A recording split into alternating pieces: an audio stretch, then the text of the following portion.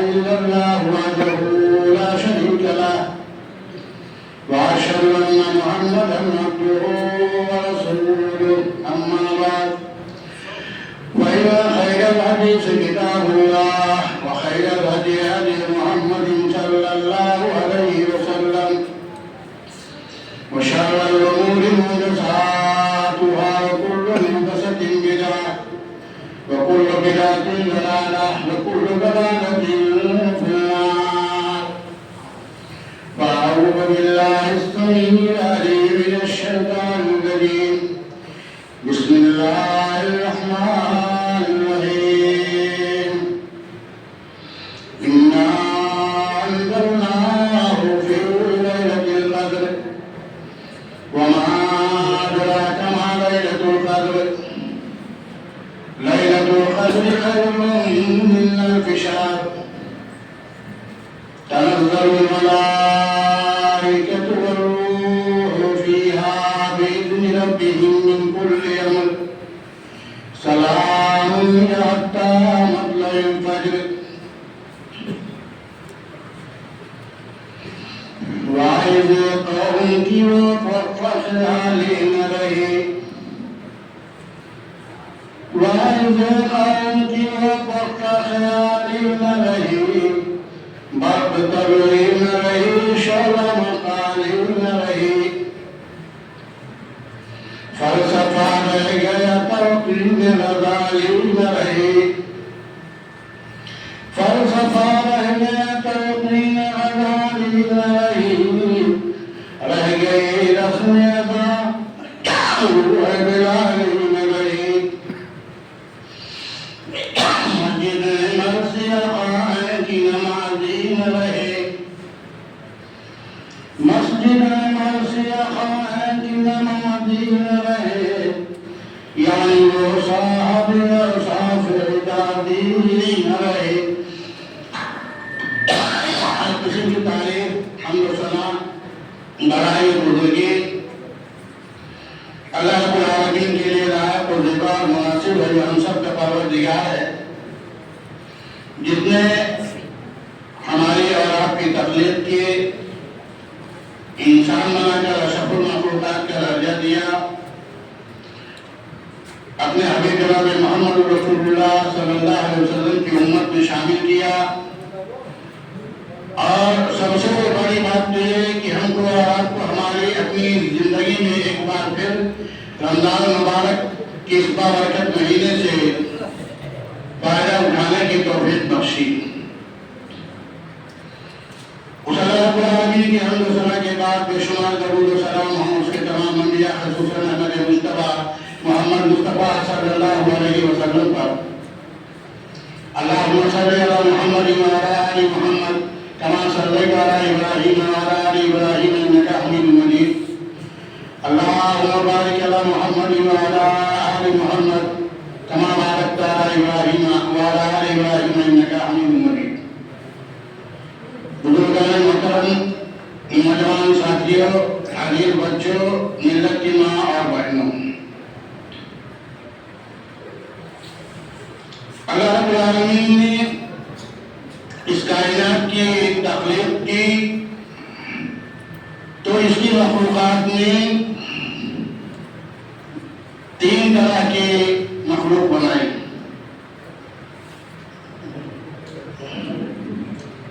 کچھ باشعور اور کچھ بے شعور. اور باشعور مخلوقات میں تین ہی مخلوق اللہ رب العالمین نے پیدا کیا. ایک نوری جسے ہم فرشتے کہتے ہیں, دوسرے ناری یعنی جنات, اور تیسرے خاکی یعنی انسان. اور ان تینوں میں اللہ تبارک و تعالیٰ نے خاکی کو سب پر فضیلت عطا فرمائی یعنی انسان کو. یعنی یہاں تک کہ اللہ رب العالمین نے اپنے کلام پاک میں ارشاد فرمایا وَلَقَدْ كَرَّمْنَا بَنِي آدَمَ, ہم نے بنی آدم کو تکریم عطا کی ہے, عزت سے نوازا ہے.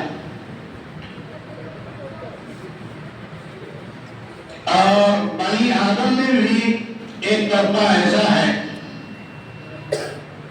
جسے اللہ رب العالمین نے سب سے بڑھ کر فضیلت عطا کی ہے، وہ انبیاء کرام کا ہے۔ اس دنیا میں اللہ رب العالمین نے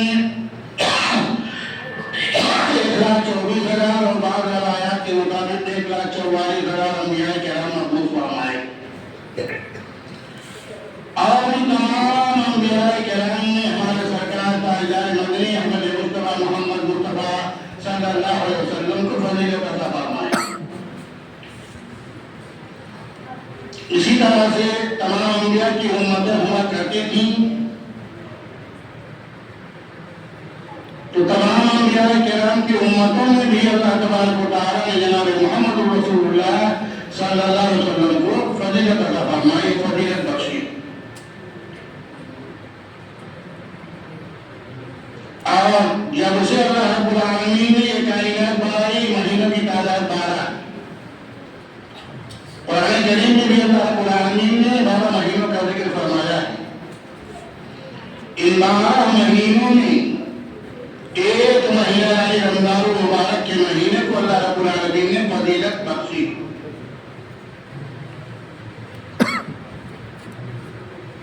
سوال یہ پیدا ہوتا ہے کہ رمضان المبارک کو اللہ تبارک و تعالیٰ نے فضیلت کیوں بخشی؟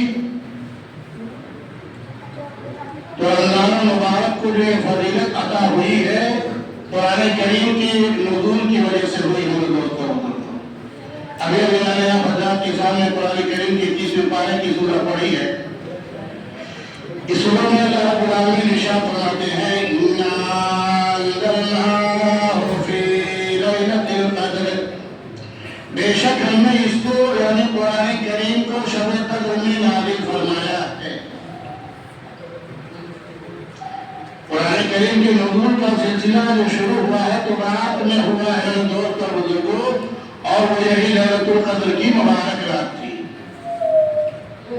لیلۃ القدر کی اس مبارک رات میں اللہ رب العالمین نے پورے قرآن کریم کو لوح محفوظ سے آسمان دنیا پر ایک مقام جس کا نام بیت العزہ ہے یکبارگی اتار دیا۔ لوح محفوظ سے یکبارگی اللہ تبارک و تعالیٰ نے پورے قرآن کریم کو آسمان دنیا پر اتارا، اور وہاں سے 23 برسوں تک حسب ضرورت جبریل امین علیہ السلام جناب محمد رسول اللہ صلی اللہ علیہ وسلم پر یہ قرآن لے کر اتارتے رہے، تب جا کر کے اس کی تکمیل ہوئی۔ معلوم یہ ہوا میرے دوست اور بزرگوں کہ جس سینے میں قرآن آیا وہ سینہ افضل ہو گیا، جس مدینے میں قرآن آیا وہ مدینہ افضل ہو گیا، جس مہینے میں قرآن آیا وہ مہینہ افضل ہو گیا، اور جس شبینہ میں قرآن آیا وہ شبینہ افضل ہو گیا۔ لیلۃ القدر بہت اونچی رات ہے میرے دوست اور بزرگوں، لیلۃ القدر بڑی ہی مبارک رات ہے، لیلۃ القدر بڑی عظمت والی رات میرے بزرگوں اور بھائیوں۔ اس رات کے بارے میں ہمارے سرکار آقا نامدار جناب محمد رسول اللہ صلی اللہ علیہ وسلم نے اپنی امت کو، ہم کو اور آپ کو، ساری امت مسلمہ کو یہ دعا سکھائی ہے، اللہم انکا عفو تحب العفو فاعف عنی۔ ہم کو اور آپ کو چاہیے کہ ہم اور آپ چلتے پھرتے اٹھتے بیٹھتے سوتے جاگتے پوری رات اس دعا کا ورد کرتے رہیں، اللہم انکا عفو تحب العفو فاعف عنی۔ اے اللہ تو بڑا معاف کرنے والا ہے، معافی کو پسند کرتا ہے، پس تو میرے گناہوں کو معاف فرما۔ دعا کے یہ الفاظ دہرانا نہ بھولے میرے دوست اور بزرگوں۔ اور جہاں تک اس رات کا حق ادا کرنے کا سوال ہے تو ہم کو آپ کو چاہیے کہ ہم اور آپ اس رات میں زیادہ سے زیادہ قرآن مجید کی تلاوت کریں، نوافل پڑھیں اور صدقات و خیرات کریں، دیگر جو نیک اعمال ہم سے اور آپ سے ہو سکے وہ بھی کرتے رہیں۔ اس لیے کہ نبی اکرم جناب محمد رسول اللہ صلی اللہ علیہ وسلم کا ارشاد گرامی ہے کہ رمضان المبارک کے اس مہینے میں نفل کا ثواب فرض کا برابر، नफिल का सवाब फर्ज के बराबर और फर्ज का सवाब और दिनों के मुकाबले में 70 गुना ज्यादा बढ़ा दिया जाता है। नफिल से मुराद सिर्फ नमाज नहीं है दोस्तों और बुजुर्गों, बल्कि जितने भी नेक अमाल, अच्छे अमाल, सदका, खैरात, कुरान करीम की तिलावत, रातों को जाग कर नवाफिल पढ़ना, ये सब इसमें शामिल है। अब जो लोग ये समझते हैं कि शब कद्र की इस रात में जाग करके चंद नवाफिल हमने पढ़ लिए, चंद सफ़े कुरान करीम की तिलावत कर ली और हमने इस रात का हक अदा कर दिया, वो बहुत बड़ी गलतफहमी है, गलतफहमी में पड़े हुए हैं। इसलिए कि जब तक हमारी औलाद की जिंदगी के तमाम मामलात में कुरान न आए, हमारा चलना फिरना, हमारा उठना बैठना, हमारा सोना जागना, हमारा खाना पीना और दुनिया के जितने भी रस्म रवाज हैं कुरानी तालीमात के मुताबिक न हो, तो ये कहना सही नहीं है कि हमने वहां लैलतुल क़द्र की इस रात का हक अदा कर दिया। लैलतुल क़द्र बड़ी अजमत वाली रात है दोस्तों बुजुर्गों। क़द्र के माना इज्जत के है, इज्जत वाली रात। और एक माना क़द्र के आता है तंगी, यानी ये तंगी की रात है। क्या मतलब? इस रात में जिब्रील अमीन यानी मलाइका के सरदार जो है, फरिश्तों के सरदार जिब्रील अमीन की क़यादत में अल्लाह रब्बुल आलमीन इतने फरिश्ते इस जमीन पर नाज़िल फरमाता है कि जमीन तंग हो जाती है दोस्तों। इसीलिए इसे तंगी वाली रात कहा जाता है। इस रात में मलाइका फरिश्तों के साथ जमीन पर उतरते हैं और अल्लाह रब्बुल आलमीन की तरफ से हर हुक्म लेकर उतरते हैं। तनज़्ज़लुल मलाइकतु वर्रूह फ़ीहा बिइज़्नि रब्बिहिम मिन कुल्लि अम्र। अल्लाह रब्बुल आलमीन की जानिब से हर हुक्म लेकर के, यानी ये वो रात है जिसमें इंसान की किस्मतों का फैसला कर दिया जाता है कि कौन आदमी किस दिन, किस महीने, किस तारीख में कितना कमाएगा, उसको कितनी रोजी मिलेगी। इस बात का भी फैसला कर दिया जाता है कि कौन शख्स किस मकाम पर, किस हाल में कहाँ मरेगा। एक्सीडेंट से मरेगा, अस्पताल में मरेगा, अपने घर में मरेगा, किसी बीमारी में मुब्तला होकर मरेगा, या उसकी मौत किसी और सूरत से आएगी। यही वो रात है जिसमें अल्लाह रब्बुल आलमीन फैसला फरमा देते हैं। यानी जितने भी मामलात हैं दुनिया के, अल्लाह रब्बुल आलमीन उन सब का फैसला इस रात में फरमा देता है। अल्लाह का हुक्म लेकर के फरिश्ते इस जमीन पर नाजिल होते हैं। कब तक रहते हैं? तुलुए फज्र तक। और इस रात में जो लोग अल्लाह रब्बुल आलमीन की इबादत में, रियाजत में, नवाफिल पढ़ने में, कुरान मजीद की तिलावत करने में मशगूल रहा करते हैं, उन पर सलाम कहते हैं मेरे दोस्तों बुजुर्गों। सलाम या हत्ता मत्तइल फज्र। फरिश्ते सलाम करते हैं इंसान को। अभी से आप अंदाजा लगाएं ये इंसान कितनी अफजल मखलूक। हमारे सरकार आका नामदार जनाब मोहम्मद रसूलुल्लाह सल्लल्लाहु अलैहि वसल्लम को जब अल्लाह रब्बुल आलमीन ने मेराज पर बुलाया, आप वहां गए, जन्नत देखी, जहन्नम देखा। पहले जितनी उम्मतें गुजरी थी अंबिया किराम की, उन सब को आपने देखा, तो जाहिर सी बात है पहले अंबिया की जो उम्मतें थी उनकी उम्रें बहुत ज्यादा हुआ करती थी। आज उम्मत मोहम्मदिया की उम्र यही कोई 70 और 80 के दरमियान है। इल्ला माशाअल्लाह कोई ऐसा मिले कि आपको जो 100 क्रॉस कर ले, 60, 70, 80।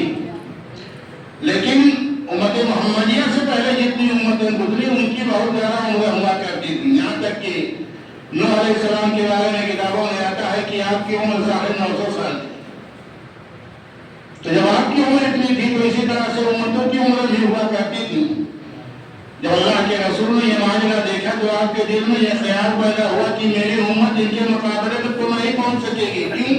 इसलिए कि जब इनकी उम्रें बहुत ज्यादा है तो जाहिर सी बात है इनके अच्छे अमाल भी ज्यादा होंगे।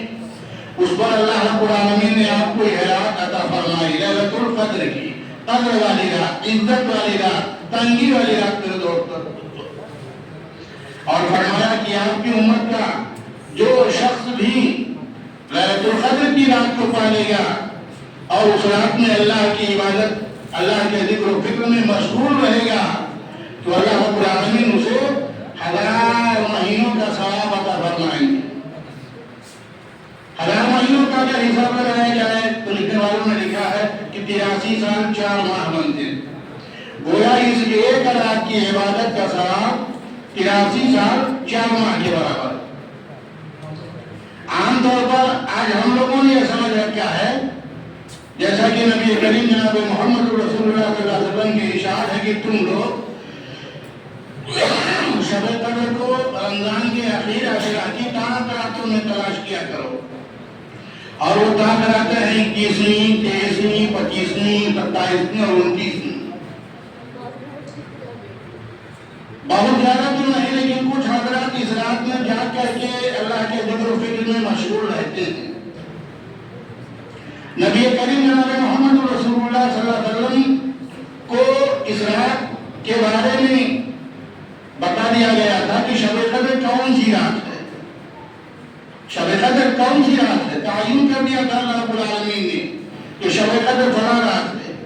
اور اللہ کے رسول جناب محمد رسول اللہ صلی اللہ علیہ وسلم جب اس بات کی خبر دینے کے لیے صحابہ کرام رضوان اللہ تعالیٰ عنہم اجمعین کی طرف نکلے، راستے میں آپ نے دیکھا کہ 2 مسلمان آپس میں لڑ رہے ہیں، مارنے مارنے پر آمادہ ہیں، جھگڑا کر رہے ہیں۔ آپ ان کی طرف متوجہ ہو گئے اور آپ کے ذہن سے اس رات کا علم نکال دیا گیا، یعنی آپ بھول گئے جس رات کا تعین اللہ رب العالمین نے کہہ دیا تھا کہ شب قدر کون سی رات ہے۔ معلوم یہ ہوا میرے دوست اور بزرگوں کہ مسلمانوں کے لڑائی جھگڑے کا اثر دین پر بھی پڑتا ہے۔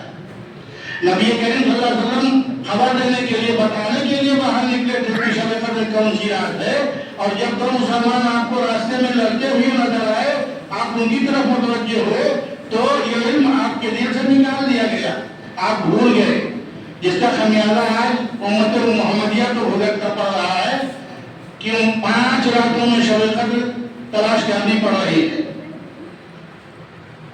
اور وہ کہاں کراتے ہیں، ہم اور آپ تھوڑا بہت جان کر کے اللہ رب العالمین کی عبادت کر کے قرآن مجید کی تلاوت کر کے گزار تو دیتے ہیں، لیکن یہ ہماری اور آپ کی غلط فہمی بھی ہے میرے دوستوں بزرگوں۔ اللہ کے رسول صلی اللہ علیہ وسلم کا معمول تھا کہ جب رمضان کا آخری عشرہ آتا تھا تو آپ کمر کر لیتے تھے اور آخری عشرہ کی 10 راتوں میں آپ اللہ رب العالمین کی عبادت و ریاضت میں مشغول رہتے تھے۔